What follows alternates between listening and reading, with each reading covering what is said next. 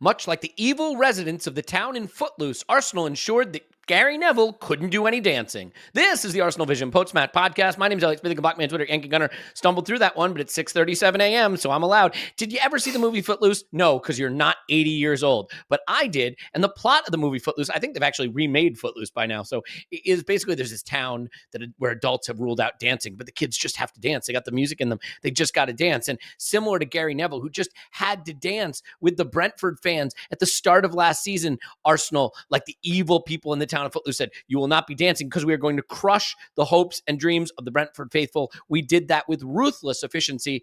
How ruthless? Well, by the end of the game, we were able to bring on a player who is younger than my cats. That is a true story. I have 2 cats. They are brothers. They are 18.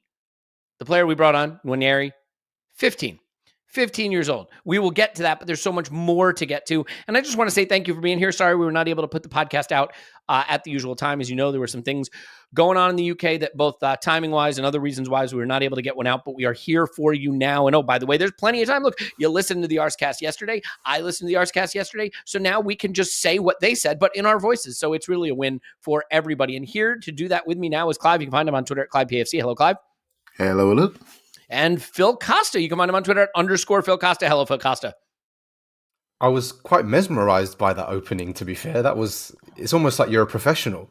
I mean, honestly, I'm a third of the way through my coffee. So if you thought that was good and fast, I mean, just wait till I make it the 2/3 through the rest of it. The interesting thing, Phil, is that I've gotten a lot of messages recently from people saying, hey, respect your guests, take a breath, say their Twitter handles slowly, say their names slowly so we can understand them. I don't know how to do it.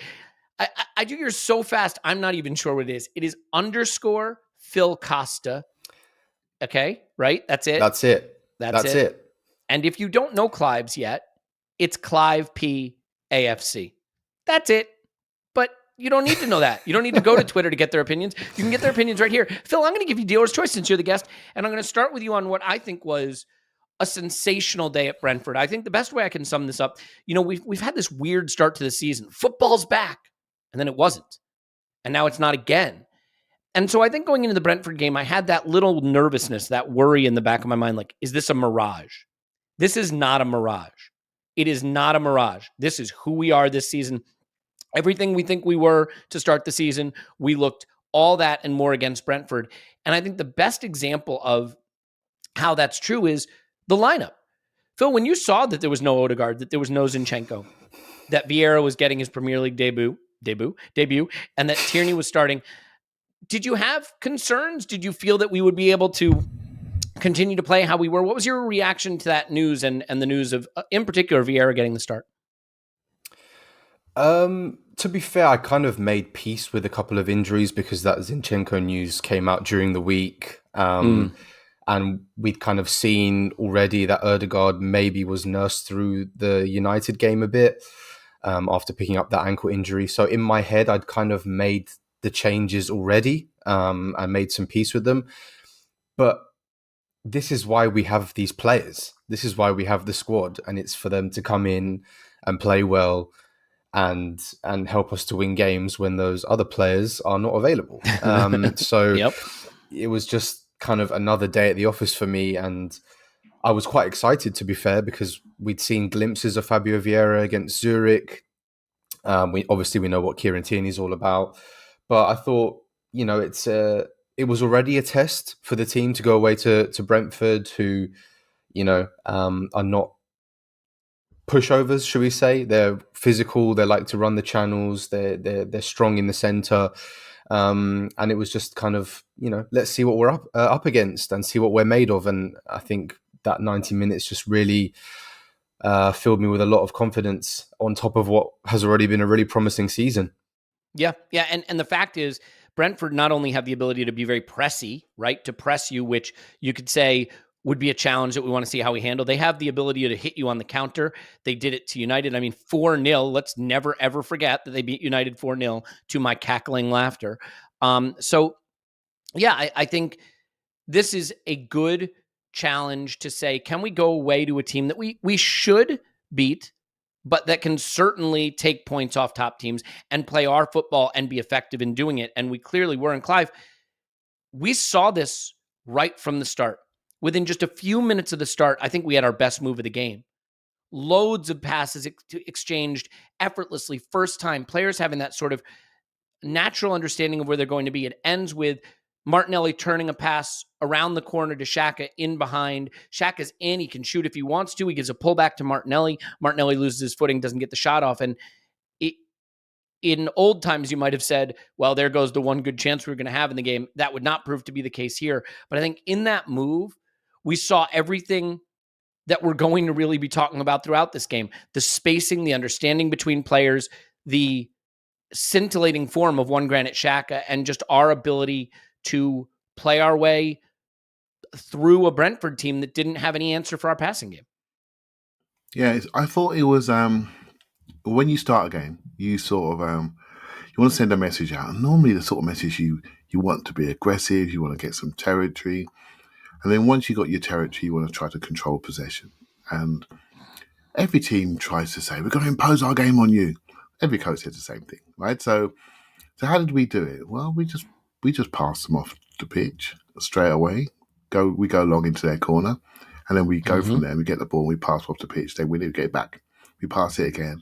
We shift positions. And to me, when I've already rewatched it again, and I will taking Paul's role while he's jetting off. Yeah, well, I was so excited to rewatch it because I thought it'd be really, really exciting. I'll be honest with you, it was just clinical. It wasn't exciting. It was just really, really clinical. And if you like your patterns and you like football, that level of detail, you're going to love it, right? But I thought we psychologically crushed them with how we played. We made them think about themselves by keeping the ball so effortlessly as a group, as a unit, everybody hungry for the ball, everybody moving it, turning on it, turning in, turning out, lots of lovely turning circles on the pitch, and people really knowing where everyone is. And I tell you now, when you're the opposition and you see that, you look up and you think, crikey, they're better than us. And you stand still. So everyone's criticising Brentford for being passive today. That's the psychological aspect of having total control of the football, what it does to an opposition. When you see the ball fizzing around you, you know what you do? You stand still. You hold your distances. You stay in shape. And that's what they did. And they had to go long and try to get bits and pieces of us. Well, we got a couple of defenders don't mind running back in the channels, right? So good luck, right? So I thought it was a masterclass of imposing yourself on a decent opposition and forcing them into areas that we wanted them to be, were comfortable with them to be, away from our goal. And then we held that control and really got the ball back from them when we wanted to.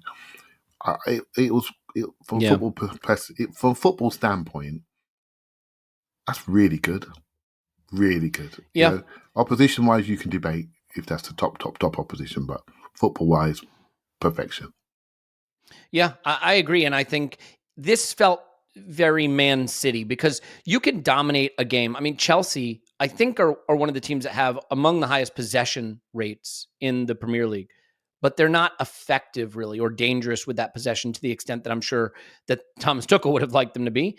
And I'm sure Potter will ultimately want them to be. This was not pointless possession. This was possession with intent, and you could see the cracks forming in Brentford. There's a stat that Scott puts out after the match a lot, field tilt. And I like it because it seeks to not just talk about possession, but final third possession in particular. And in that first half, we had about 85% of field tilt, meaning of all the final third touches that happened in that half, we had 85% of them. So that's not just possessing it. That's saying we're going to be near your goal and you're not going to be near our goal. And then that's borne out by the fact that Brentford had 2 shots in the first half, 5 shots in the game. So this was both control and effective dominant control. I think what's interesting though, Phil, is there's a thing that I certainly do sometimes, which is, well, I know how we play now, and this is just how Arsenal play, and we just play this way. But I think that does Arteta a disservice to the level of coaching that was done in this game, for this game in particular. He had 2 weeks to prepare. By the way, Brentford, Frank is a great manager too. They had 2 weeks to prepare. We had a game plan that seemed a little bit different and suited because they want to play that 5-3-2 or 3-5-2, depending on what you want to call it. They want to clog up the middle, right? Take the ball from you and turn you around. I think we varied a little bit. in the way we used Tierney and White to really get out to the edges where they didn't have numbers and use that to progress the ball and push them back. So do you have any thoughts just on that little variation on a theme now that we're so good within our core form that we were able to vary this a little for this game plan? Or am I sort of seeing ghosts there? Did that not actually happen? Well, interestingly, Brentford have kind of moved away from that formation this season. Interesting. They've often gone with a 4-3-3, which is not how they kind of built themselves under Thomas Frank. So the fact that they reverted back to what they know is a sign that teams are thinking about Arsenal and they're worried about Arsenal. And that says more to me than the Premier League table at the moment. It shows that people are worried about us coming to their stadiums and passing them off the pitch. And for me, they still tried to clog up the middle. They still tried to hit the channels. There were a couple of times early on with Tony going out to the left and Mbeumo going out to the right. But you mentioned it before, the distances, we had them and they didn't. And it's pretty much that simple. And that is, I don't want to underestimate the role that Thomas Partey played in this game, because I think having him there as the central hub just gives everybody this kind of comfort and confidence that they can play. And I'm a big fan of Sambi. I think he's maybe a little bit misunderstood for that sixth position at the moment, but you see the difference, and it's not a slight on him. This Thomas Partey is, an experienced midfielder, Champions League, big games. He's won a title. He was involved in a title-winning side. And I thought him being there gave everybody the platform to kind of strut their stuff. And what I also liked is how we've become a much more balanced side, because in the past I felt us either have a right-sided bias or a left-sided bias, particularly when we play with Zinchenko. I feel like there's a strong left-sided bias. And for me, this game, it was kind of illustrated perfectly how we have Ben White and Saka involved. We have Kieran Tierney and Martinelli involved. And it just makes us more unpredictable, more threatening from all over. Fabio Vieira coming into the side, knitting things nicely in a kind of free role. And I just think, this was a game for pass maps. This was a game for distances, knowing your role. And it's really, really good. And you can see what Arteta is putting into these players, because it's we've said it a lot already this year, but automatisms, you see them week on week, you really see it. And it's a pleasure to watch, and chapeau to the coaching staff. Yeah. And Thomas Frank, by the way, full of praise for Arsenal in his post-match comments. And this is not a coach that I think you just dismiss. He had a lot of comments. Obviously, he was purring about Saliba. You've probably seen those videos going around on social media talking about how he's going to be a regular French international defender, purring about Martinelli and Xhaka and the improvement they've made, and just about the system in general. And I think the plaudits are deserved, because we just, what word came to mind for me is competent. We're just a very competent professional side now. And what I mean by that is, like, we don't concede silly set piece goals. We don't waste set piece opportunities with like a short corner that then gets just kicked for a goal kick, over the bar or something. We don't foul a player and then switch off on the restart and get found out. Like we have a professionalism about the way we go about what we're doing. The players not only know where they're going to be and fill their spots. I mean, no one better than Granit Xhaka in terms of, on one end of the pitch, he's taking a through ball from Martinelli into the 6-yard box. On the other end of the pitch, he's making the final challenge to stop a potential dangerous chance. And the players all seem to be buying into that ethic. I think it's a beautiful thing. And just to show you how brilliant the computer-like brain of Clive Palmer is when it comes to analyzing football, on the instant reaction, Clive made an observation just that popped right into his head from watching the game. And then Scott actually used that observation as a basis stat for his by the numbers column, because it was so spot on. And your point, Clive, was just the interchange of the forwards, of Saka, of Jesus, of Vieira, of Martinelli.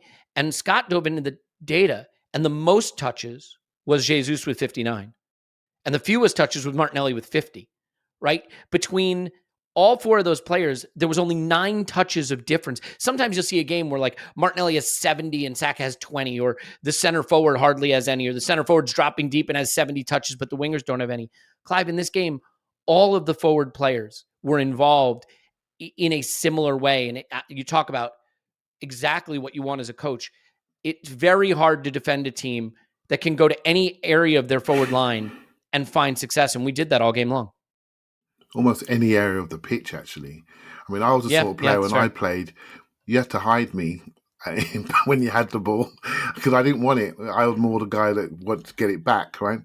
I would suggest you're a difficult man to hide, Clive. I have a hard time seeing that. You didn't want me on the ball with lots of time to think, right? But these players all want the ball. They all show for the ball. Mm-hmm. And for me, it was quite clear to me there was more rotation going on. And maybe because I was looking at Vieira and how he'd be played, and I thought he was a little bit quiet. And I saw him standing outside. I've always wanted to see Saka in the 10. I thought, he's in the 10. Great. He's in the 10 to see what he can do. And he started to penetrate. Then he flipped back out to the outside. Then Jesus went left. Martinelli went centre forward. I'm looking at this thing. I'm thinking, hold on. This is something that we're doing more regular now. So we all know what our passing maps look like. We all know how we play. We all know about our base pod, left pod, right pod, centre forward that rolls from side to side. We know all this stuff now. We've seen it for 6 months or so. But what we haven't seen so much is the rotation within the structure. And that's growing. Xhaka's obviously added to it. Tierney's added to it in this game. Zinchenko's just a joke, right? Where he's going to go, everyone else has to roll around. And so you've got more and more people comfortable in more and more areas. So people are looking at Ben White and say, he's playing fullback. Well, he's just everywhere on that right-hand side. So you have an area to cover, to dominate. The back two defenders are big space defenders. They have a big territory from which to cover, which is fine because they're suited for it. You know, they're 6'3", 6'4", good, strong runners that drop early, apart from at OT, when there's no pressure on the ball, and they cover things. They cover the bases. When they need to get tight, they get tight, and they grab the ball high up. And so you look at this team, you're seeing 11 people, and I repeat this a lot. I never heard it until Arteta said it. But he sort of mentioned, I want to get the team playing with one brain. Well, if you want to see a one brain game, this was it. You know, everybody on the same level, the same technical level, the same intelligence level. And I love how they recognize the stress of each other and then either drop in to receive or stretch the game when they needed to be stretched. So when the clip goes down the line, the clip doesn't look stupid because the player's already gone because he knows that player. The amount of times Kieran Tierney clipped it long, but Jesus ran into that left-hand channel, knowing what was happening. And that means you've got to start off a team. And so what we're doing as a group of fans, we're wondering, because we're all nervous kittens, right? So we're wondering how sustainable this is. When you start to look at this, you know what, this is quite sustainable.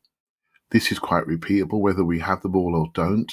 How we regain possession is repeatable. I'm looking at all the barriers to success.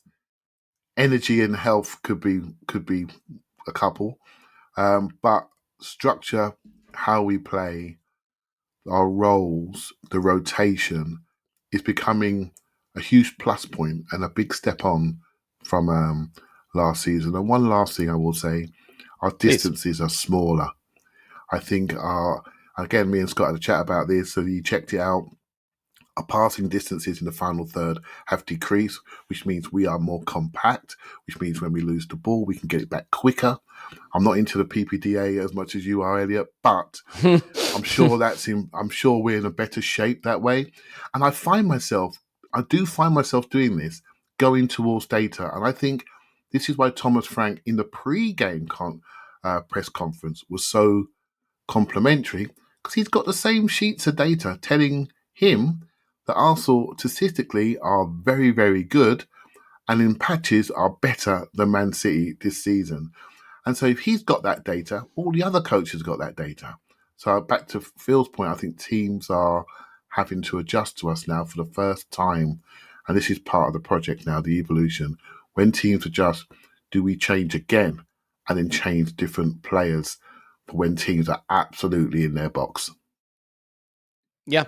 Well said. I should say I will be married 10 years next year, and you have to keep it spicy. You have to keep it flowing. And so I'm not ashamed to say I'm into the PPDA. My wife and I do what we have to keep the marriage going, and it's just how you should live, people. I'm just saying.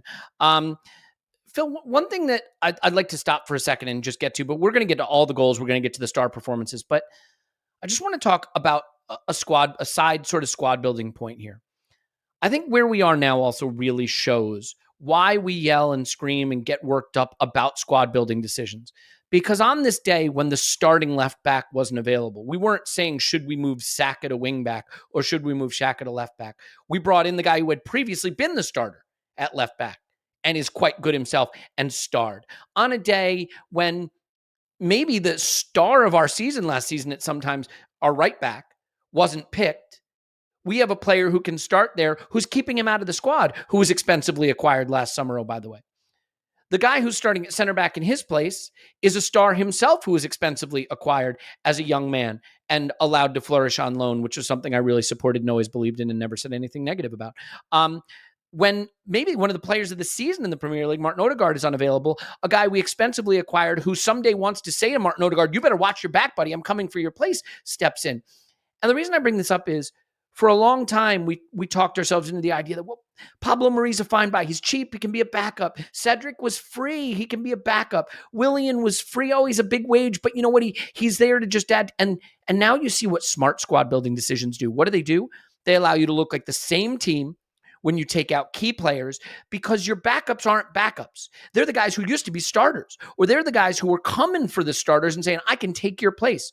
They're not Elneny, they're not Cedric, they're, with all the goodwill in the world to those players, they're not Pablo Mari, they're not Willian. So are we starting to really see why those decisions had to be moved away from and now bearing fruit from having made better decisions on a day when our left back, our right back, our number 10, are all players who, and our center back to some extent, are all players who wouldn't have necessarily been considered starters in those positions just a few weeks back or a few months back?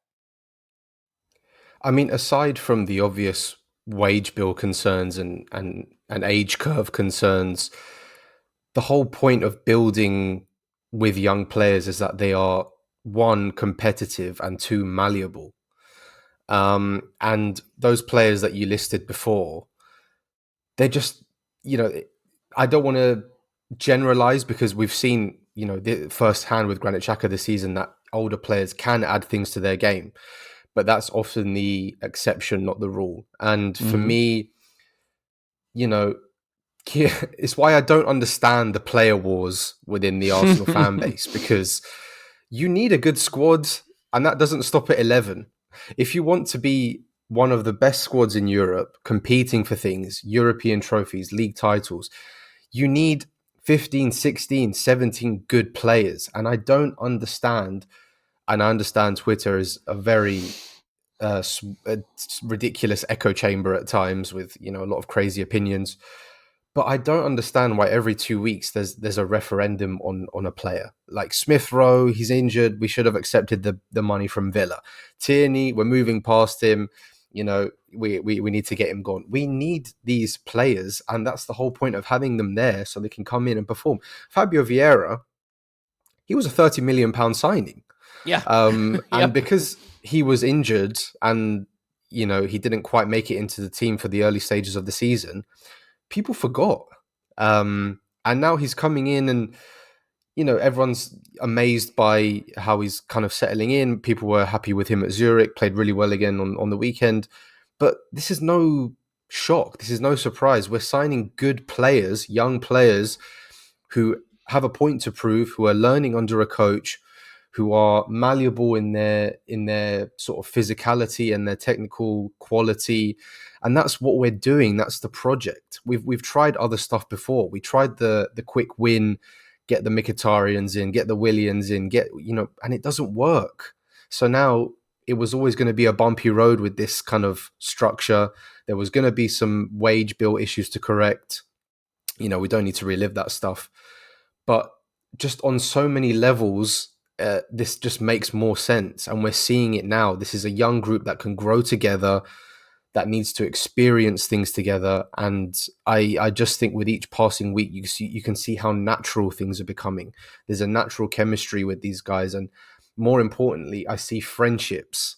And, for me, that can only help on-field relationships. And I'm just so happy that we're finally seeing the fruits of our labor, because it wasn't easy. This wasn't an easy decision to make for Edu and Arteta, but they stuck with it, and they've been consistent throughout with their communication and their decision making. And for me now, it's kind of the fruits of our labor being shown up.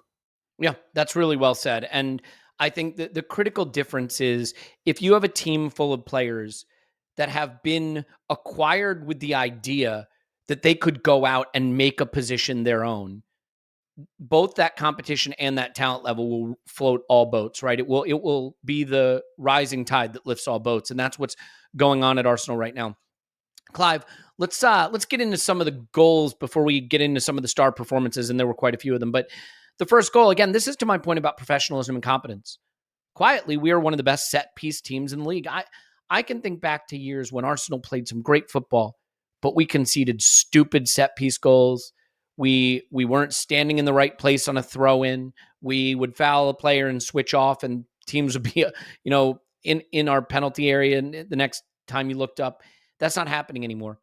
Our set pieces are great. Bukayo Saka delivers a perfect ball. And while I think Saliba, we know this near post approach is one of the tricks we use. And I think that's supposed to be sort of a flick onto the back post, maybe to Jesus, who's offside, to be fair. But it turns into a situation where, you buy a ticket, you can win the lottery. It's a lovely header. It finds the far post. It's in. And I just think this is one of those incremental improvements that good coaching can make. If you're better at set pieces, it's free goals. And we have scored quite a few of those free goals now in the season. So how happy are you for William Saliba there? And just the impressiveness of our improvement in a very important and easily coached area of the game. Yeah, it shows a level of improvement in William Saliba, because when he first signed for us a couple of years ago, head the maybe ball. 3 years ago, mate, he was heading the ball like a turtle. His neck was disappearing, and basically, I'm thinking we got a major issue here. I've never seen a turtle head a football, Clive. Not once ever. So I take your point. People know what I'm talking about, though. He literally, the ball, he'd go up to a ball, he'd just disappear. His head disappeared to his shoulders, and so this is a problem Phil knows I'm talking about, because he watched those early videos as well. And this was a worry. And so sort of things he's learned while he's been away on loan. When he first came in on the early season set pieces, I'm looking at him thinking, what are they going to do with him? They chucked him on the goalkeeper to block out the light on occasions, but they weren't having him attacking the first contact. That means he's grown in that aspect, right? So you're always looking for first contact in the box or second contact. But so are the opposition, by the way. And some of our defending set pieces I thought was superb in this game. Going for the first contact, but the second ball sharpness, in particular for Martinelli and Kieran Tierney, was excellent. Right, so and again, they're good at that too. So yeah, well done. They're so sharp. They're so sharp, and it is if you do lose the first ball, you need people not sleeping, thinking, "Well, I'm not involved in this. We're going to win it." You need people thinking, "Worst case scenario, we haven't going to win it. I need to be sharp on my toes to either block or help it on second phase." Right, so. When I look at this, it's all great, right? We all know the first goals are so important. If you get them from a set piece, I call them free goals. If you get a set piece free goal, great, you're off and running. You can hold the story of the game. But for me, it's just a measure of how prepared we look. So as a fan, we can look at the patterns and think, is that coached or is it not? Is it instinct? We can debate that, right? We can debate if we want to, but you can't debate the level of practice required to get set pieces that accurate and people know what they're doing. And so you can use that as a measure to say, this team is prepared. So again, as a fan, we want to see very basic fundamental things. We want to look like we're prepared. We want to look like we know what we're doing against a certain opposition. Generally, we want to see us work a little bit harder than the other opposition. We generally want to see that. And we don't mind seeing goals going in the net. We're quite basic, really. You know what I mean? And really, the other stuff that we get into is a little bit deeper. But let's be honest, without those fundamentals, without you winning your duels, your contests, working people either with the ball or without it, and looking prepared, like you understand where to stand versus certain opposition, you understand what you want to do, you can impose your game on people. That's the game. The ability to repeat it consistently is the challenge. The ability to repeat it when you have people out is another challenge. And we're overcoming this alongside one other aspect I want to say. And I think it was I think it was huge in this game. And there's one thing I really wanted to see this season, but it wasn't difficult to pinpoint it really. We got the youngest team in the league last year. We looked like the youngest team in the league when it came to the crunch last season. But we looked more mature very, very quickly in this game. We looked like a bunch of adults walking around, taking our time where we needed to, calm composure.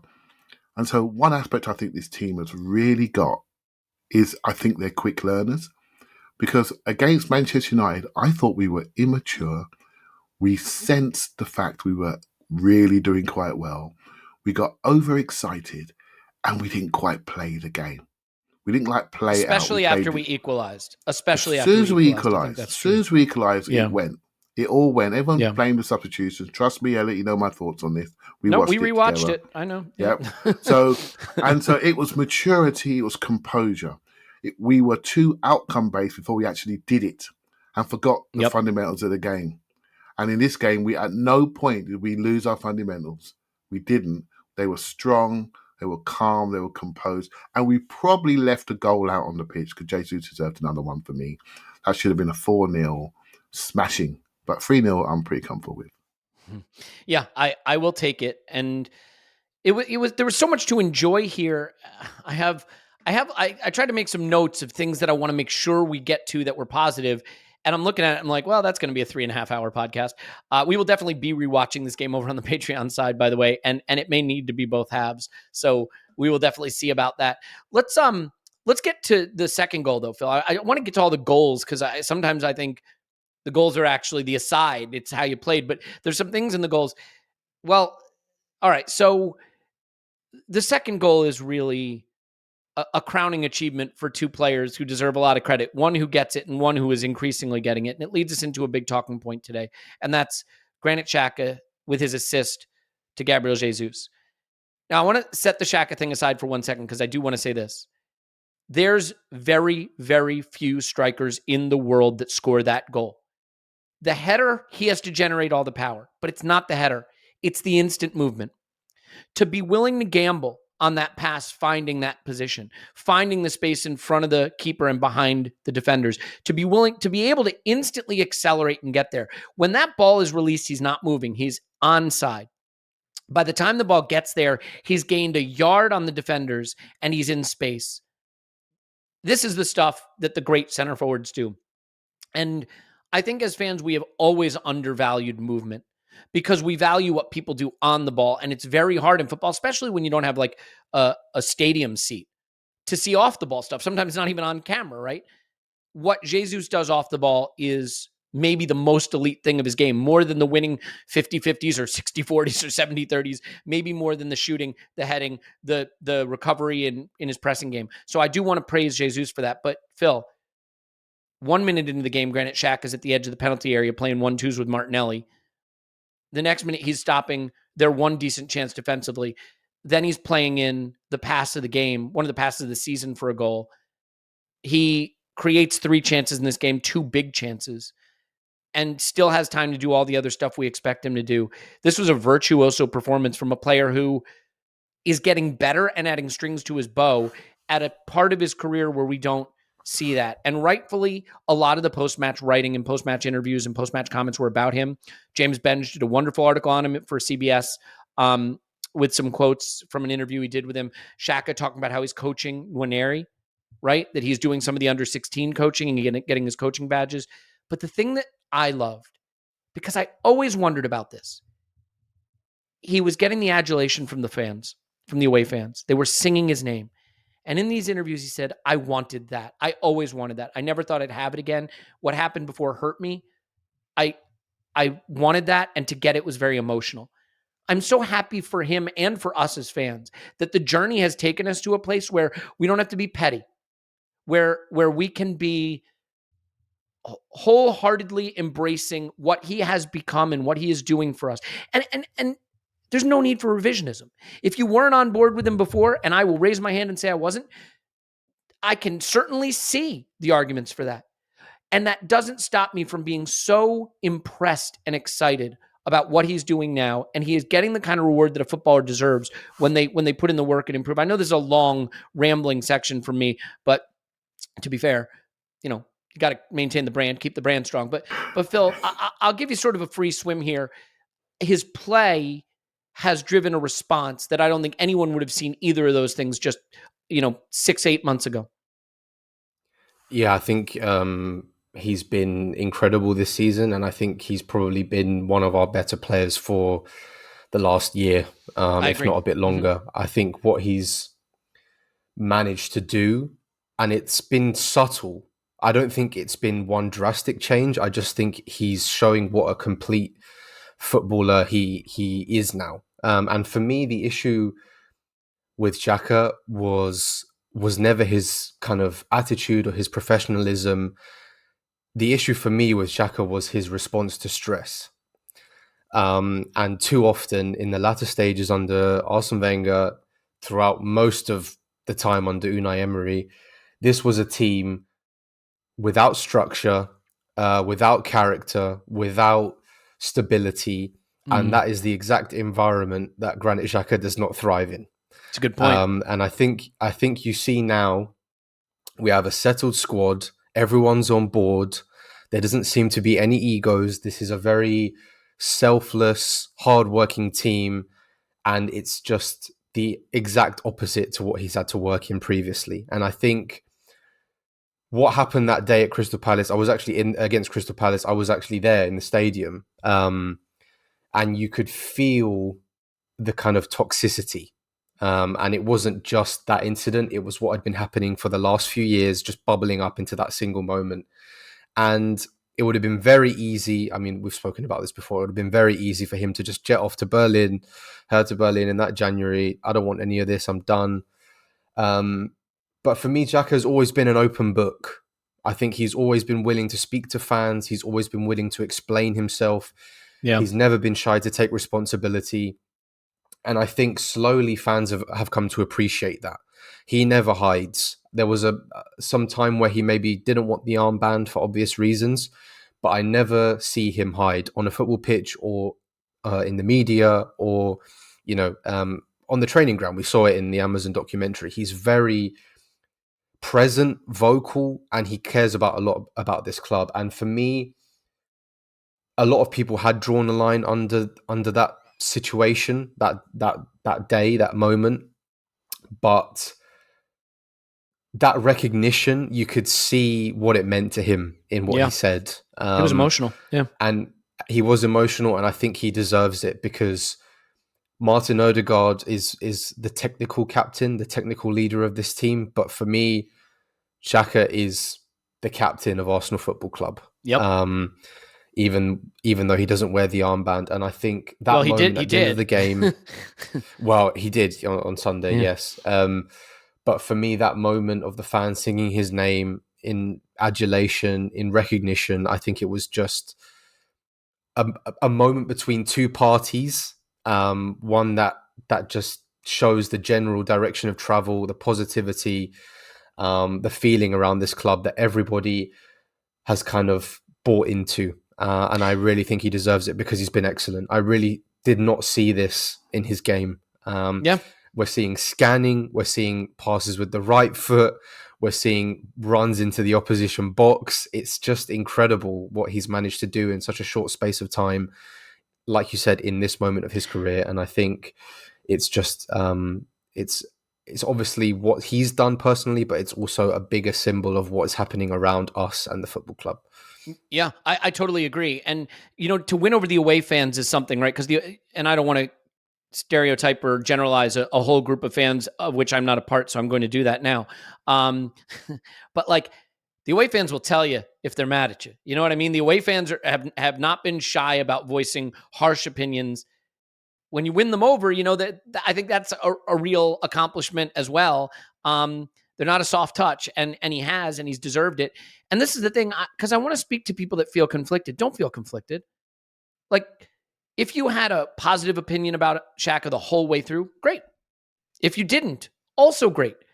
Like, this is one of the things I've never understood in football. There's this idea of like, well, if you didn't like him before, you can't like him now. Yes, you can. Yeah, you can. If you thought the player was flawed or problematic or had issues or didn't like what happened in the past, you're entitled to that. just as you're entitled to celebrate and recognize the work he's put in, the commitment he's shown, the quality he's improved, and the contribution he's making. And it's absolutely effing brilliant. And I'm so glad for it. And Clive, this isn't just about psychology. See, Xhaka, I think, is an interesting guy. His football brain is exceptional, but his football emotions sometimes get the better of him, right? He picks up a silly yellow card in this game, to be fair. I mean, now some might say not silly. Maybe he was stopping a counter. We don't know. Hard to see from a TV camera. We would need Tim to tell us. But there are moments in this game that impress me more than the mentality. It's the 1-2 he plays with Martinelli in the box. How about this one? The ball comes to him at the top of the box and he's on the stretch. He collects it and still has the time to stab it with the same foot. I think it's his right foot collect, right foot stab through to Gabriel Jesus for a big chance one-on-one with the keeper. That edge of the box, 1-2. I mean, we talked all summer, left 8 is a space we can still go up a level. And maybe it is. Oh, by the way, the guy's 30. He's not going to be at this level forever. But he has made that position a non-talking point through his performances. And so maybe even more than mentality and emotion, what's really important here is quality. And Arteta has found a way to get his football brain to be the focus rather than his football emotions. And I think that has made a big difference on the pitch for us, Clive. Yeah, so I think, for me, I think he's a coach's dream. And because of that, he's suffered because of it. Because I think some coaches have asked him to do things, maybe too many things, that has really got him to a point of stress, Phil. Do you know what I mean? And he's looked like a stressed footballer because he's been asked to do too many things. I've called him red air before. He had too many fires to put out. Too many fires to put out that his body can't deal with. And funny enough, since Thomas Partey's rolled into the midfield and he's putting out his fires in his own way, Granit Xhaka's role could change. And remember when Partey first came in, I think Partey had 50 touches first game. I think Granit had about 90. And we're thinking, this ain't going to work. This is not going to work. It's far more even now. And his role has changed. He's now got different things to think about. His responsibilities have changed. And at the weekend, I mean, it's Partey's first game back. But towards around the hour mark, he started to lag. And who was getting back in the box to clearing out things? It's Granit Xhaka, right? Yep. And that's when the substitute gets warmed up because Ace Partey is coming off because he's reached his limit. But who recognised it? Xhaka recognised it. He is a coach's dream. And I think it's more how we're using him and how we're partnering him within the midfield, which has really defined him. How we're putting what's on the outside of him. When the left back pushes on, he drops in, but he's not exposed at left back for a long time, getting sent off. I mean, it's dumb stuff, really, when you think about it. He has skill sets, but being last man in wide areas is not one of them. Do you know what I mean? Continuously, because eventually you're going to get picked off. So I think it's partly to do with the fact he's always available, and he's always got, I'll do that job. I'll do that job. And that has caused him issues in wide spaces that we can't miss. Arriving late in the box, giving away penalties on big games, we can't miss or forget that. Right? So, but now he's cocooned all around him, a role with other people with like minds, and he looks a lot better for it. And generally I've been fairly supportive of Granit Xhaka because I just think he's a glue-like player for us and very influential. But there have been times when I've been angry on some of the outcomes, right? Like most people listening. It doesn't mean we don't appreciate him. And I did see the bit of the weekend when he was emotional, and I thought, you know what, mate? You deserve that. And I tell you, we all hope we're going to get somewhere in the season. Hopefully, we're playing a different European composition next year, minimum. And if there's anybody deserves it in that club, it's him. It's him to come through those rocky phases, be part of them. For some people, be the reason why we are not in the top competition. And if he stays around and gets us that top competition, mate, he deserves it as much as anybody else in the club. Again, I don't think it can be overstated that he isn't just gutting his way to being important or blood and thundering his way to being important. He's playing well. He's playing better than he ever has. He's playing a role that many of us, myself included, did not think would be his best position on the pitch. And it has proved to be his best position on the pitch, such that he has gone from being an area we might want to upgrade to now the worry being, what would we do if he isn't in that position? It is a testament to his dedication. And I think when you look at a player who at times has been asked to play center back at Arsenal, left back at Arsenal, 6 in a double pivot, 6 alone, left 8, this guy, he can think his way around a football match. But now, maybe because the system is so good and so well coached and structured, we're really seeing a level of quality that I didn't think was there. So with that having been said, we're going to pause. We're going to get to some more great performances. We're going to maybe look ahead even to the derby a bit, and of course talk about a 15-year-old who played for Arsenal at the weekend, which is still astonishing to say. But first, I want to tell you about Athletic Greens. Athletic Greens is something that I take every day, so much so that I do some Zoom calls for work, and people are like, hey, where's your silly green drink that you'll usually have? You have that yet? I mean, it's become my thing. I started taking it because of gut health, and also because I was relying on coffee too much. I wanted better energy. So for me, it has been about feeling better in my gut. It's been better energy and digestion. The thing about AG1 is that it's 75 high-quality vitamins, minerals, whole food source superfoods, probiotics, and adaptogens. It's lifestyle-friendly, so it's keto, paleo, vegan, dairy-free, gluten-free. It costs less than the price of an expensive cup of coffee a day and has over 7,000 five-star reviews. It's time to reclaim your health and arm your immune system with convenient daily nutrition. It's just 1 scoop in a cup of water every day. That's it. No need for a million different pills and supplements. Wipe them off your shelf. Get something that's food-derived that's going to do the job for you. To make it easy, Athletic Greens is going to give you a free 1-year supply of immune-supporting vitamin D and 5 free travel packs with your first purchase. All you have to do is visit athleticgreens.com/vision. Again, that is athleticgreens.com/vision to take ownership over your health and pick up the ultimate daily nutritional insurance. Now, UEFA Champions League soccer is streaming on Paramount+. 9 months of heart-stopping, hold-your-breath exhilaration is underway with the biggest stars, top teams, and craziest fan bases across Europe. Watch every match from the group stage through the knockout rounds as Benzema, Real Madrid defend their title against Liverpool, Man City, Chelsea, PSG, Barcelona, and more in soccer's biggest club competition. Don't miss a single second of regulation time, stoppage time, and extra time, and stream every match of the UEFA Champions League live exclusively on Paramount+. And the Europa League, because that's actually the one we care about. And some of those teams I listed are probably going to wind up in it. So there you go. Now, I want to tell you about BetterHelp. Okay. Now, word from our sponsor, BetterHelp, is what I'm supposed to say here. It's really simple. Therapy is about solutions. It's about problem solving. In some instances, it's about solving big problems that we struggle with alone and in isolation. And in some instances, it's just about solving problems that we might think we're not supposed to struggle with or we shouldn't have to work on. You go to the gym, you eat right, or maybe you don't, but you should. But the fact of the matter is our brain, our emotions, our psychology is the most important aspect to being healthy, and we should just normalize getting help. And BetterHelp lets you do that online.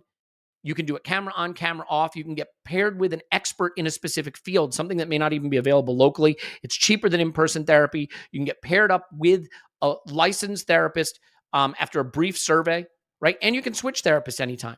So it's convenient, accessible, affordable, and entirely online. When you want to be a better problem solver, therapy can get you there. Visit betterhelp.com/ArsenalVision today to get 10% off your first month.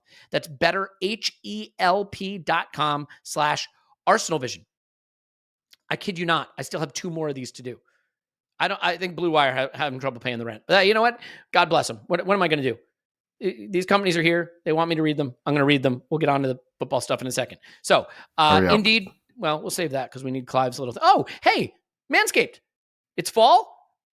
The hair should be the thing falling, not just the leaves, right? You got to shave your privates. This is all the witty stuff they say. You're going to go to manscaped.com and enter promo code ArsenalVision for 20% off and free shipping. Look, this one's easy. It's the Lawnmower 4.0, the best purpose-built device for shaving. It works in the shower. It has the skin-safe technology, right, with ceramic blades. I use it. It's better than using the rusty razor that's been sitting in your shower for ages. After this, I'm going to ask Phil what he uses to shave his privates. We've never asked him that. Okay, the charger is an induction charger. Just set it in the cradle. It's wet, dry. It's fantastic. And when you order the Performance Package 4.0, you can get things like the Weed Whacker for ears and nose hair, the cleansers, the preservers, the toners, the amazing briefs. The boxer briefs are great. Just go to manscaped.com, use promo code ArsenalVision to save 20% off and free delivery. That's 20% off with free delivery at manscaped.com. Use promo code ArsenalVision. Celebrate a new season of the beautiful game with your newly beautiful balls, it says here, and I'm supposed to read that in yuck. Last but not least, The most powerful hiring partner in the world is Indeed. You can attract, interview, and hire all in one place. Indeed data shows over 80% of Indeed employers find quality candidates whose resume on Indeed matches their job description the moment they sponsor a job. Something I love about Indeed is Instant Match. Candidates you invite to apply through Instant Match are 3 times more likely to apply to your job than candidates who only see it in search, according to U.S. Indeed data. With Instant Match, as soon as you sponsor a post, you get a short list of quality candidates whose resumes on a job match your job description, and you can invite them to apply right away. Join over 3 million businesses using Indeed worldwide to hire great talent fast. Indeed knows that when you're doing everything for your company, you can't afford to overspend on hiring. Visit Indeed.com/Blue Wire to start hiring now. Just go to Indeed.com/Blue Wire. Indeed.com/Blue Wire. Terms and apply. Cost per application, mercy, not developer. Need to hire you, Indeed!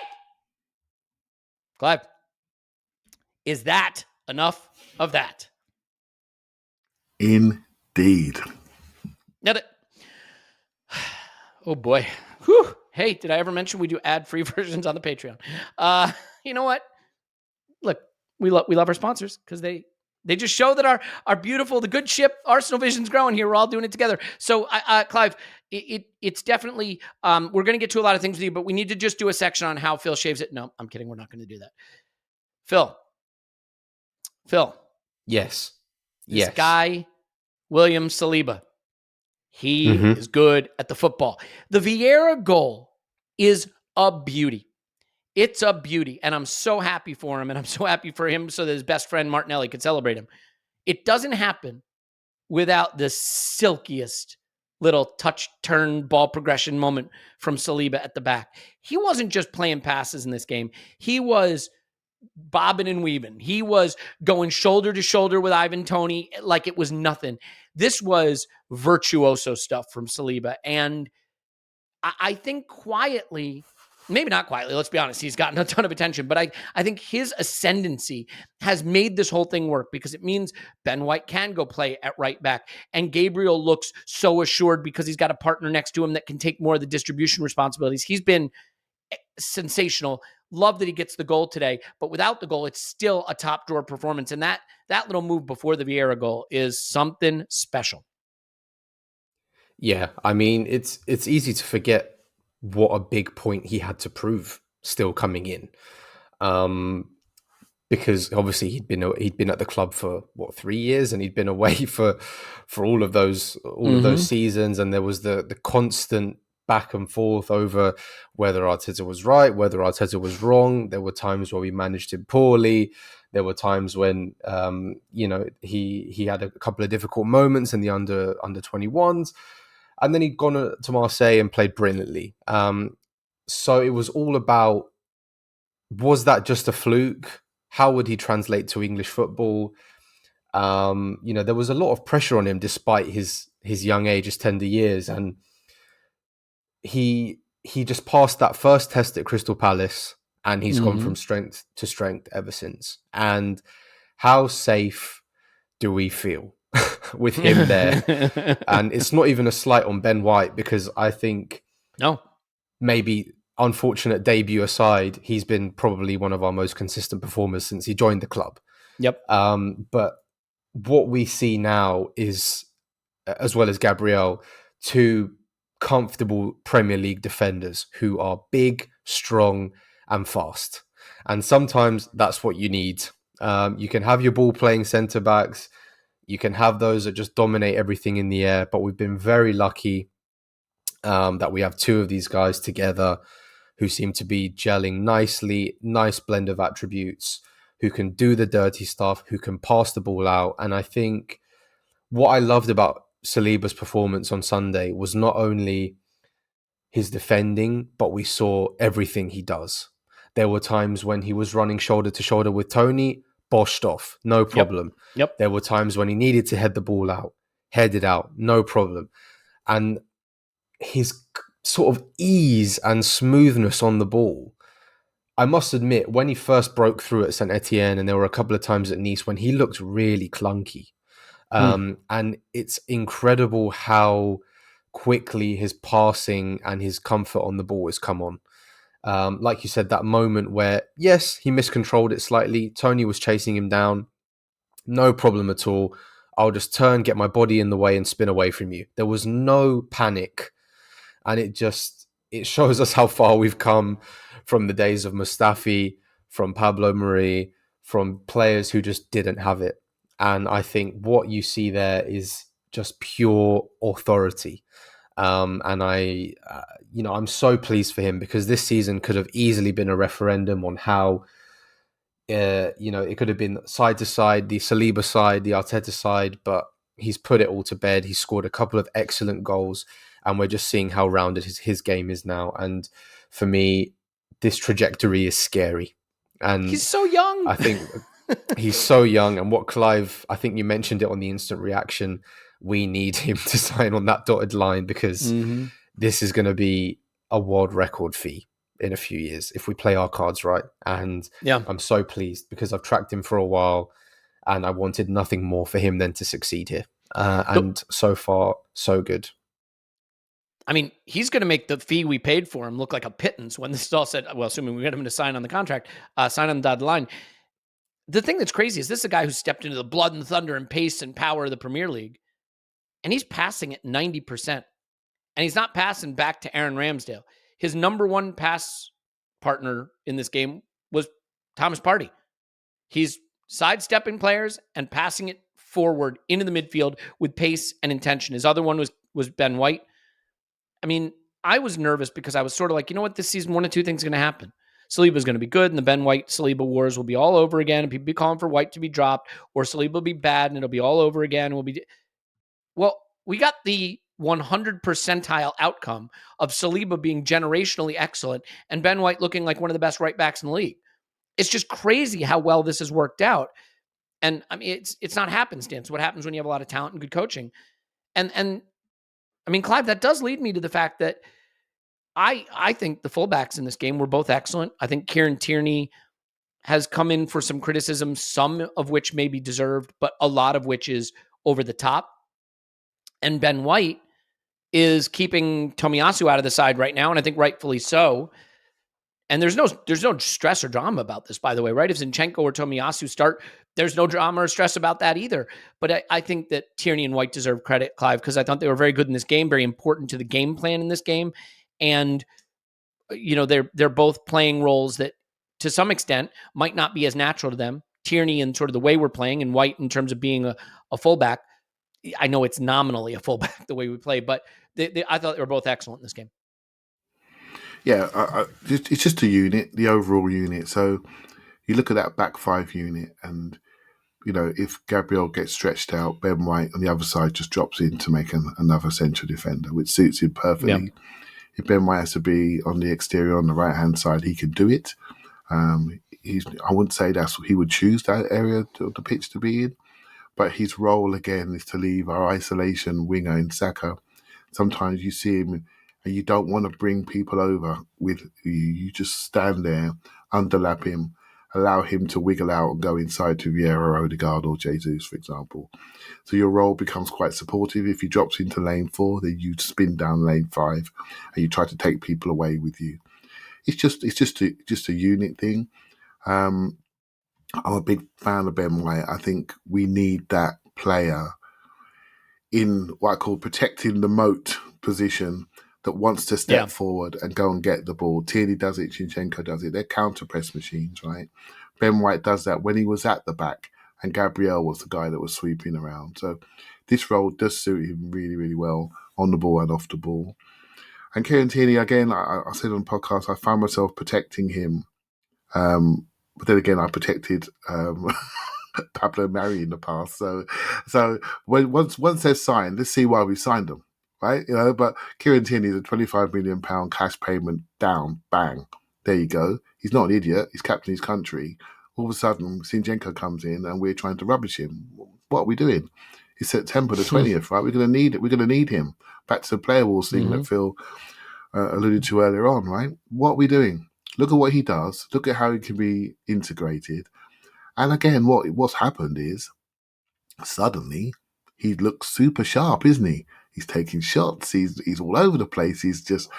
And in this game, he set the ball back for Saka's shot from centre forward. So that means you telling me he's not bought into what's happening? He's laying the ball off on the penalty spot. But it's just incredible. And so he's part of this. So back to Xhaka again. Why can't we learn to rotate? Why can't we learn to play in different parts of the pitch? Why can't we learn to use both feet? It's the game, isn't it? And my little experience with players is they want to play good football. They generally want to be part of a team that's playing good football. They generally want to learn new things. They want to be coached. They want to learn new things. They don't want to do what they've always done because they become bored very, very quickly. And so if you meet a coach that's going to detail your game, inspire your game to new levels, inspire you to play in different zones of the pitch and feel comfortable, you're going to grab that all day long. If you want to stand there and be a left back and run up and down the line, well, he's done that all his career. He was a left winger when he was young and hooked crosses in. Now he's part of the show, right? Now Ben White's part of the show. Now Granit Xhaka's part of the show. And they're all doing things that we weren't accustomed to maybe even 3 months ago. So we're learning alongside the players, right? So we have to adjust how we judge people. And maybe Gareth Southgate hasn't quite adjusted to what Ben White's doing. And that's what's happened. He's seen where he's playing potentially and thinking, I can't pick him. Let's not go into the England thing, right? But they need to update their coaching. Yeah, please not. They need to update their coaching because some of these players are playing a brand of football which is beyond the brand of football. They're playing a national team and they're being coached by elite people, and we need to sort that out, right? So, hey, let me digress. But yeah, I'm just pleased to see players developing in front of our eyes, because that means not only are they going to improve, but we're going to be harder to scout, which is very important in this modern age of data analysis and people watching us. So yeah, all good. Yeah, all good. Well said. I think before we move on from this section, though, and we still have a couple of things we do need to get to, Phil, let's talk about the Vieira goal and Vieira in general. I think the Vieira goal leads to the Vieira performance probably being overstated in its excellence. I thought he was just part of the unit, right? He kept the ball moving. You know, the thing that really stood out to me, sometimes football is very simple. And one of the keys in football is how quick can you switch flanks, switch the ball to the other side when teams start to flow to where the ball is. And if you can move the ball to the other flank quickly, then you can start to exploit the space. And I think one of the things that I'm seeing from Arsenal, especially in the attacking third, is we'll get the ball to White will get the ball to Saka will get the ball to Vieira will get the ball to Xhaka will get the ball to Martinelli, and all of a sudden we're on the other side. And it all happens one touch first time. The thing that used to drive me nuts with Arsenal for the last several years, 2 touches, 3 touches, 4 touches. Now we're under pressure, ball goes back to the center back, or 2 touches, 3 touches, 4 touches, ball goes to where it's supposed to go. But the moment has passed. Now, because there's understanding and the spacing is right and the distances are right, it just gets there. Now, I thought what Vieira did really well in this game wasn't anything brilliant until the goal, which was scintillatingly brilliant. He tried a few really, more aggressive, dangerous, hurtful balls. But I think his ability to be in the right space, get the ball, move the ball. And I think it takes a lot of quality to uncomplicate your game sometimes, right? To know that I'm in a team that's functioning really well, and I'm going to be a cog in it, not the star in it right away.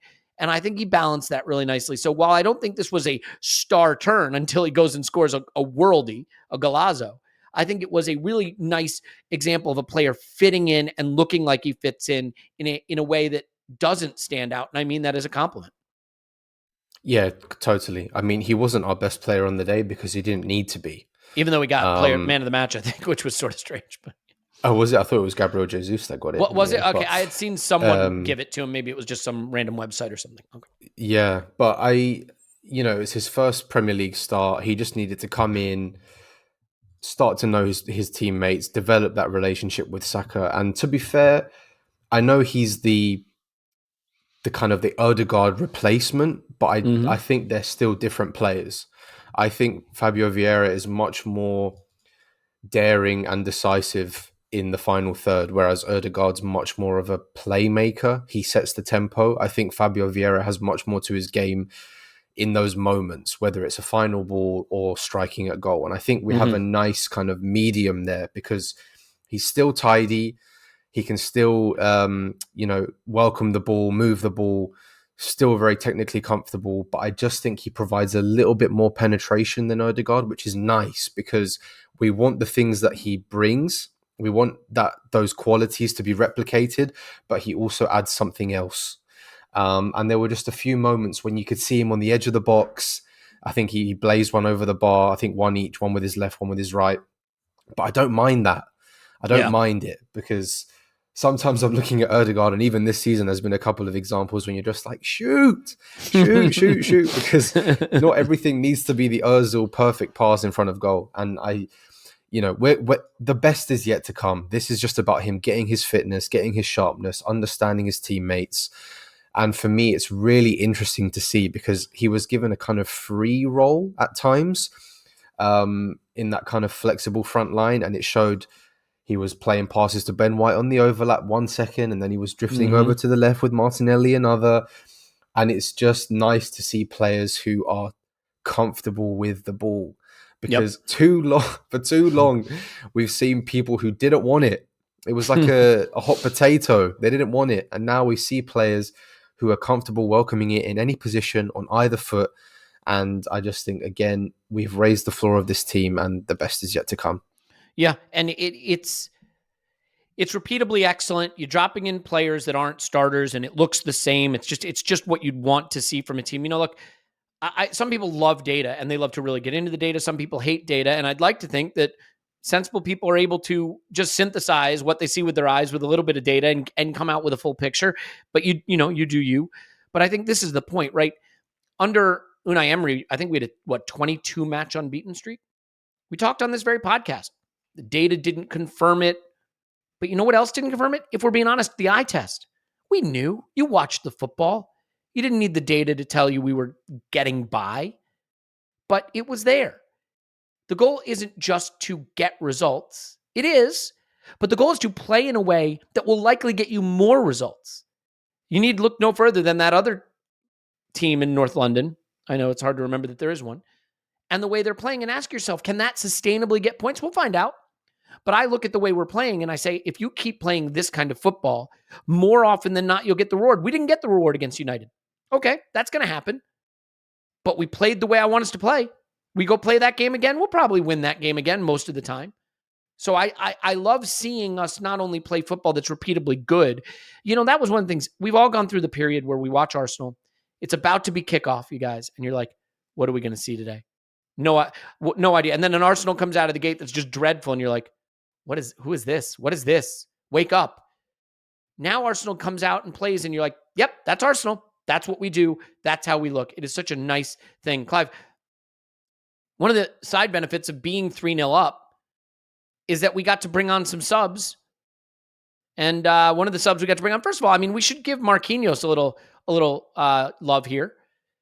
Before we get into Nwaneri, I am convinced that what Gabriel Jesus did was commit a foul so that the 15-year-old could get on. God forbid the 15-year-old stands on the touchline, the game ebbs away, and he doesn't get to come on. Everybody knew. I knew it. I thought that's what he's doing. Let's foul this kid. I'm going to get off. The 15-year-old's going to get on. This is going to be a beautiful moment.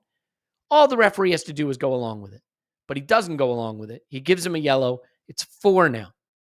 Riding a little bit of he's on the razor's edge now for missing a game.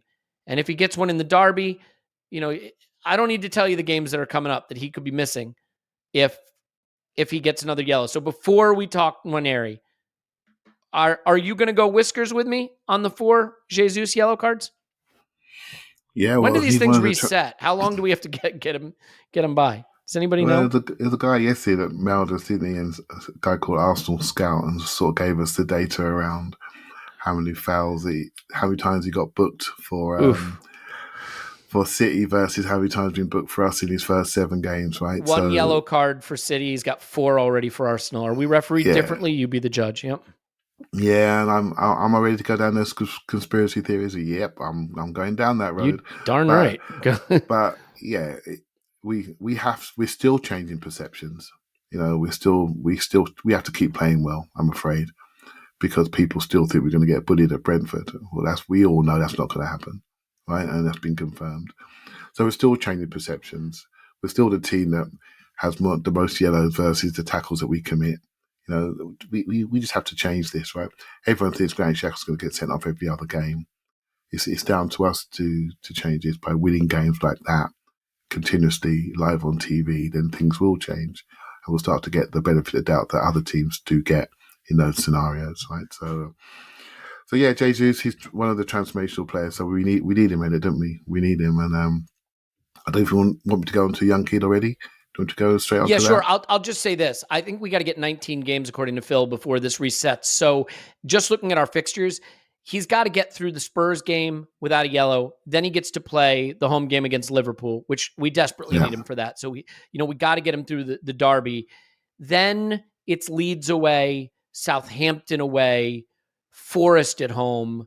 So and then Chelsea away before the EFL Cup. So what I would say is, if he's going to get one, he can get it in the City game. In the Liverpool game and miss Leeds away if he has to. He can get it in the Leeds game, miss Southampton away. He can't get it in the derby. That's just the key. I was kind of hoping the EFL Cup might be sooner because I think they actually count in that, but unfortunately, that's not going to be the case. So yeah, go ahead on Nwaneri, please. Yeah, well, yeah, mate, you know what? I'm not worried about it. We know Jesus is top, right? But mate, just go out against Spurs and give it everything. Don't worry about it. We'll take care of the rest. We can't be tiptoeing around Spurs and letting them walk out of our stadium. When he scores his hat trick, don't get a yellow for taking your shirt off. Can we agree on that? Yeah, okay. We can agree on that. But let's not tippy-toe around them lot. We got a job to do there. That's point one. Mm-hmm. And with the young lad, so when he's kicked off, I said on the instant reaction, there's a few people that mentioned him to me, and I sort of just thought another young player. Didn't really look into it too much. Thought, yeah, another young player looks all right. The Hale End documentary was on the other day. I didn't even quite see him on there. I saw other people on there. I didn't see him on there, if I'm honest with you. But some people I respect sort of said, Clive, watch out for him. Watch out for him. I thought, okay, I'll start to watch out for him. So onto YouTube. Onto YouTube. Suddenly he's in the squad. I'm thinking, bloody hell, they were right about this guy. But I'm thinking, you know what? We've got a few injuries. They're bringing up Lino Soso, by the way, is a good player. A really good player. And Marquinhos, who I think we could be sleeping on, because I think he's going to be absolutely excellent. And I'm thinking this kid's literally come along to carry the oranges. He's in the squad, gets a number, and then he comes on. And so one part of me thinking, I got a couple of angles on this, Elliot. You could think it was slightly disrespectful if you're a Brentford fan to bring on a kid, right? There's that angle. The second angle is that's a fantastic message to the academy, all the players that are within it. If there are other players on the edge of leaving, like Amari Hutchinson did this year, and even though he's a Surrey boy and Chelsea is local to him, and I think that sort of makes a bit more sense. I can see that. But Marquinhos comes in, you're thinking, what does this mean for me? And so maybe that was something that happened. But there are other talents in that academy and that are exceptional. And if this is a message to them, well, what a great message that is. But also the Elliot side of me comes up. And I said at the instant reaction, the worrying side is, do we feel we need to do this because we're worried about him being picked off by Liverpool, shall we say? And another young player they stole from Fulham and Harvey Elliott in very similar circumstances. And, okay, this kid is a London boy, been with us since he's 8-9 years of age. I hope he wants to stay.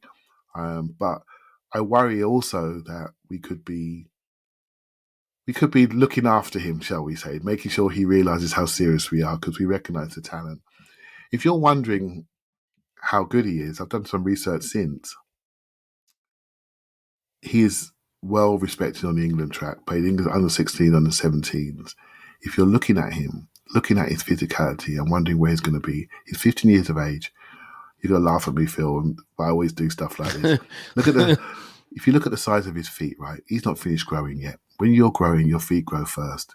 He's got the big, thick. It's like dogs. You ever seen a puppy? Yeah, puppy with those with huge feet. He's got the big, thick Nike Tiempo wide foot boots on. This kid's gonna grow. He's gonna be absolutely decent. That's all I'm gonna say. He's gonna be decent.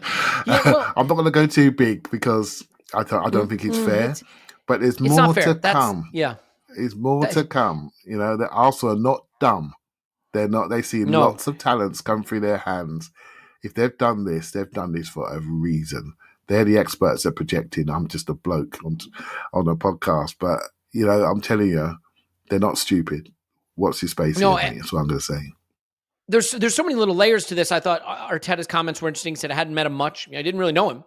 Saw him in training, and he just popped into his head. I had the idea that if I get the chance, I'm going to do it, and the opportunity came. He's a player that constantly plays above his age group. I mean, the last time you saw something like this, Jack Wilshere and Cesc Fabregas come to mind in terms of jumping their levels of academy, right? There may have been one or two others also, but I think more because of their physicality than their talent. Lots do it, Elliot. Lots do it, and sometimes they test you at 14, 15, see if you can play 18s, because that's what you need to do. So lots do it.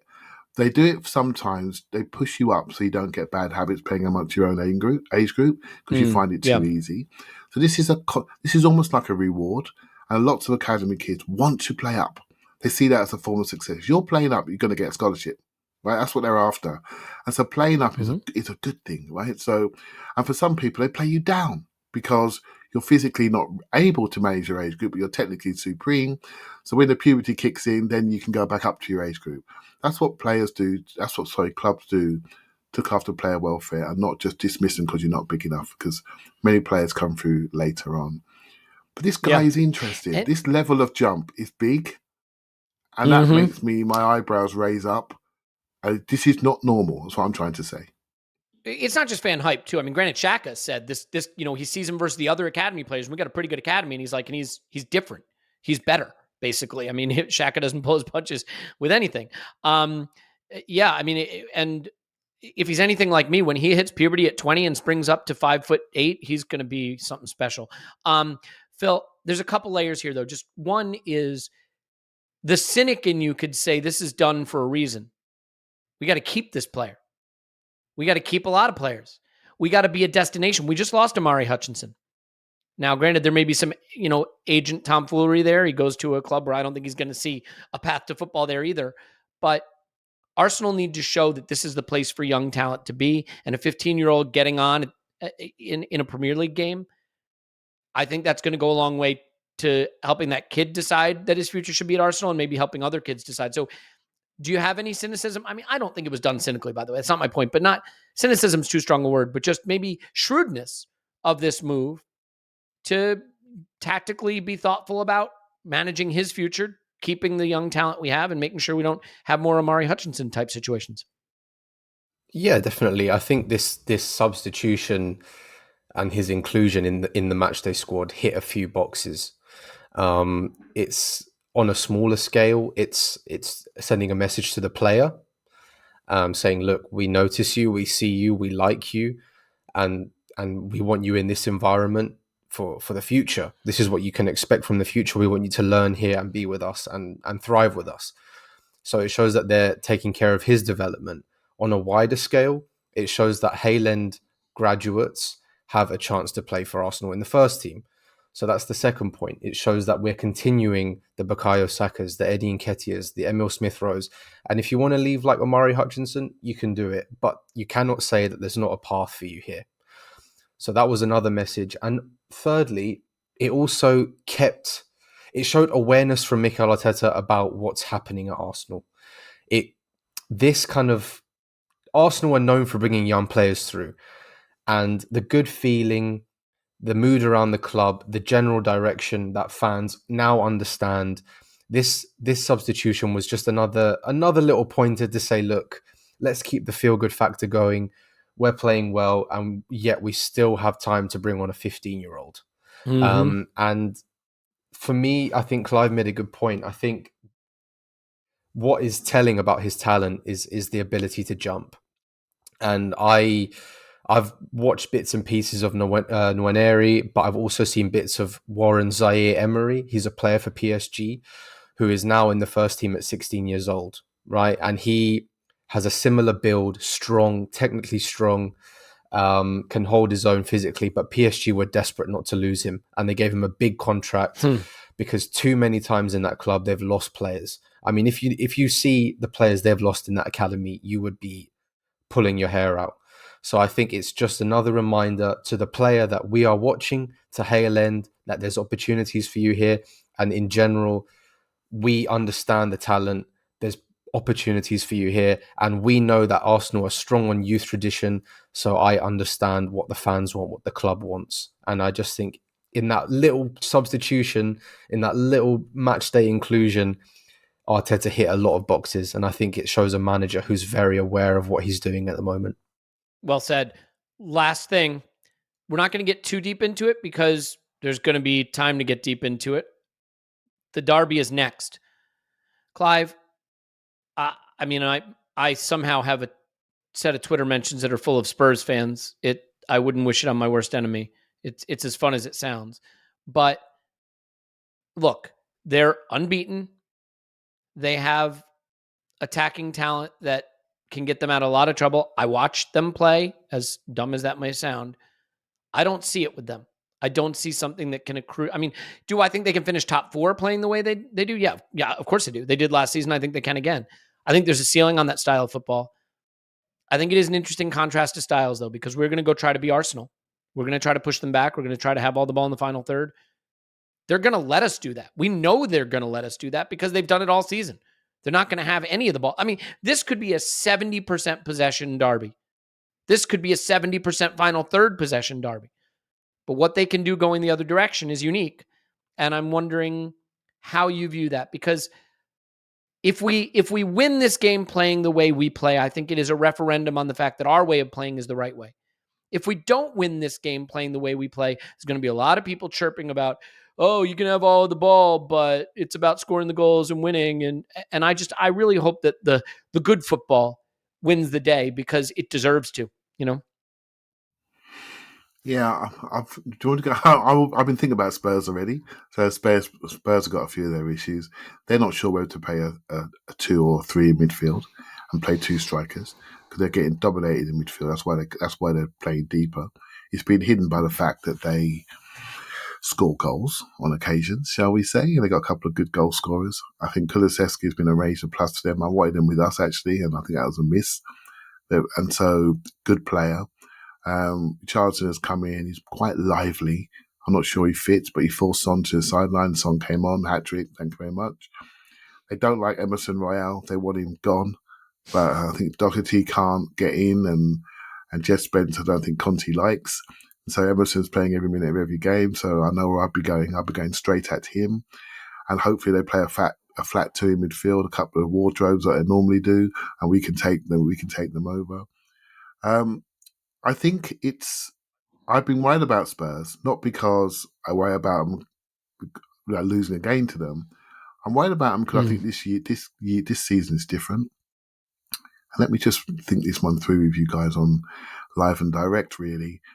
I think it's a unique year with the World Cup and teams who are functional, that don't put much effort into accumulating points, may have a chance this year to do more.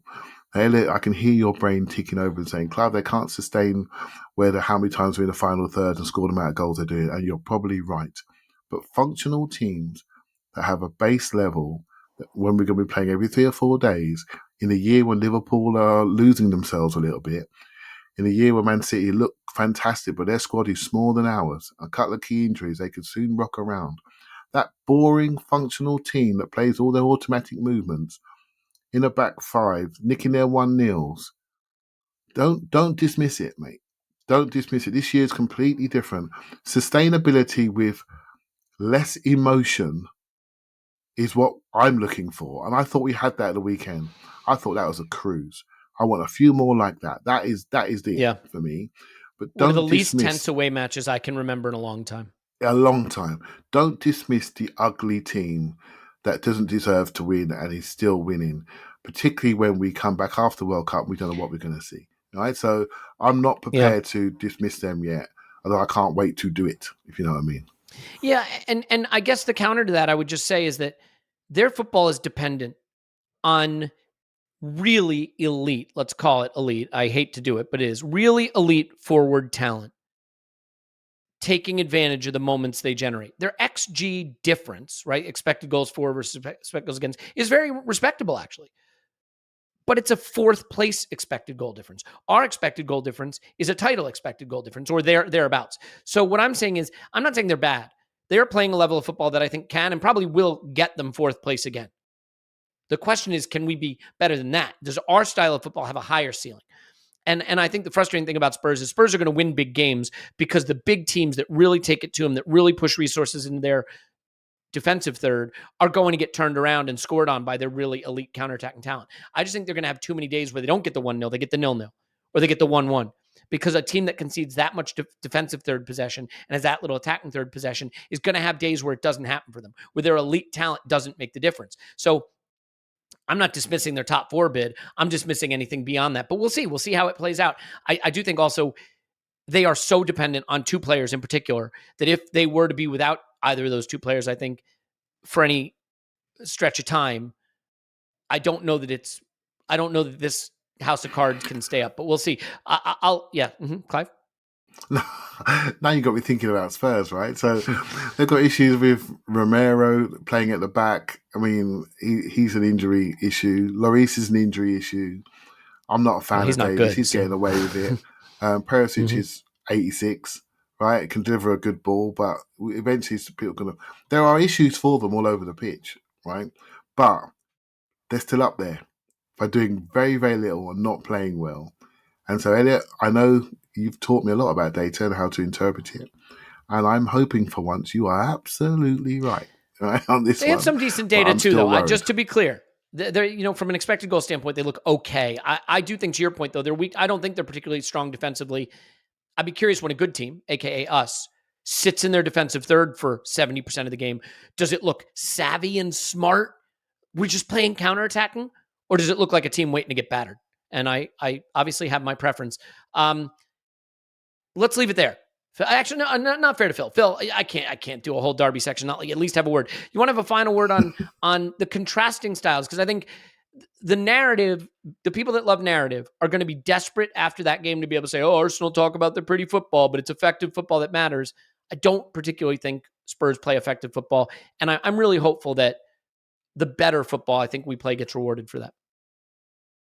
Well, this is no surprise to anyone that's watched Antonio Conte's teams before. I mean, when he won the league at Chelsea, it was just Cesc Fabregas putting balls over the top to Diego Costa. That was it. And some magic from Eden Hazard in between. Then at Inter, it was them trying to get the ball to Romelu Lukaku and Lautaro Martinez as much as possible. He just puts the structure around his best players and lets them do their thing, which is not dumb. Yeah. Obviously it's not dumb, because in Harry Kane, Heung-min Son, maybe Kulusevski's following them slightly. They've got like that hat trick that Son scores on the weekend. How many Premier League players can do that with both feet? Not many. Not many. And Erling Haaland would do it from the halfway line, but that's about it. Well, that's it from the 6-yard line, I think. Yeah, to be fair. Yeah. But they know what their strengths are and they lean into it, which at the end of the day is simple coaching, but it's done well. And I agree with Clive. They've got issues and we can get at them. And it's nice because I feel comfortable enough in what we've done to expect us to go there and impose ourselves without being stupid like we were last time. Having Rob Holding defending acres of space. Now we've got William Saliba there and Ben White there. They can run. Cedric and Rob Holding, we had them there last time. They can't run. It's not difficult. And I just feel a lot more comfortable in what we've got to be able to go there and get a result. Last year, we were down to the bare bones with players that we didn't want playing, and you could see the collapse coming from a mile away. This year, I don't see it. Yes, we had some difficult moments at Old Trafford with some naive defending in big spaces, but hopefully they'll learn from that. Their 2 danger men are the ones that need to be stopped. Let's stop them. I think we also get a little luck with the fact that Gabriel Jesus isn't going off with Brazil. Martinelli not going off with Brazil. Gabriel Magalhaes, we'll have a few players staying with us. Okay. Yeah, Ben White, exactly. So time for Arteta to prepare on the training ground. Let's leave it there. Phil's on Twitter @_Phil Costa. Thank you, Phil. Thank you very much. Clive's on Twitter @ClivePFC. Thank you, Clive. Thank you very much. It's like deja vu. My name's Elliot Smith. You can block me on Twitter, Yankee Gunner.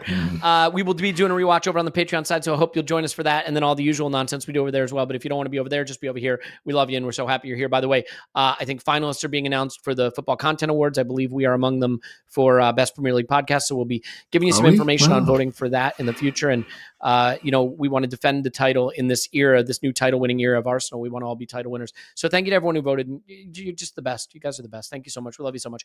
We love you. And we will talk to you after Arsenal 10, Tottenham 0.